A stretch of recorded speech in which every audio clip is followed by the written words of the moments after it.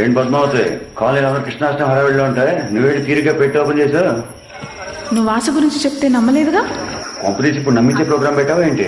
నిన్ను నమ్మించాల్సిన అవసరం నాకేం లేదు, అదే కానీ కదా. నమ్మిస్తాను. అవును పద్మావతి, ఈ సదరు వాసు అనేవాడు ఏం చేస్తున్నవాడు? Recording dance. Recording recording dance. అదే సంగతి. అందుకనేనా నీ చేతి రాంగ్ స్టెప్ వేయించాడు? రాంగ్ స్టెప్పులేం కాదు, కరెక్ట్ స్టెప్పులే. అసలు నిజం చెప్పాలంటే వాసుకి ఏ హీరో వేషం పడితే అచ్చం ఆ హీరోలా స్టెప్పులేసేవాడు.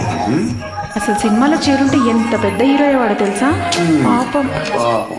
ఇప్పుడు ఆ పని మీదనే నీ 7 వారాల నగలు తీసుకొని చెన్నై ఎక్కేసి ఉంటాడు. ఏం కాదు, నువ్వు ఎప్పుడు వాసు గురించి ఇలాగే చెప్తావు. వాసు ఎంత ఘాటుగా ప్రేమించాడో ఇతరాలు చదువు. అబ్బో. చాలా ఘాటు ప్రేమ, ముక్కు కూడా అదిరిపోతున్నాయి. నువ్వేం ఎగతాలు చేయనక్కర్లేదు వాసుని. ఈ ఉత్తరం చూడు, రక్తంతో రాశాడు తెలుసా.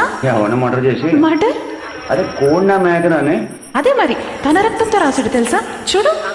అంత కవడం ఇచ్చాడంటే దాంతో నువ్వు మనసు పారేసినా? నేనే ఉత్తుతూనే మనసు పారేసుకోలేదు. నా గురించి కవిత రాశాడు తెలుసా. గురువు గారికి అంత టాలెంట్ ఉంది ఏంటి? నాకు సిగ్గేస్తుంది, నువ్వే చదువు. అబ్బో, నాకెందుకమ్మా అంత అదృష్టం? నువ్వు చదివి వినిపించు, తరిస్తా. ప్రియాతి ప్రియమైన పద్మావతికి, నిన్ను చూడగానే నేను ఏంటో అయిపోయాను.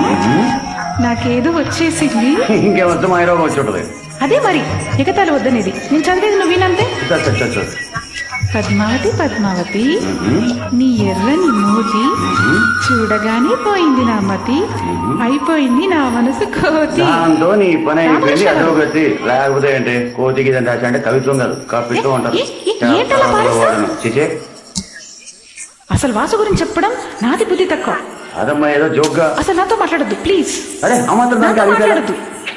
ఏదో జోక్గా ఎప్పుడు ఇంతే.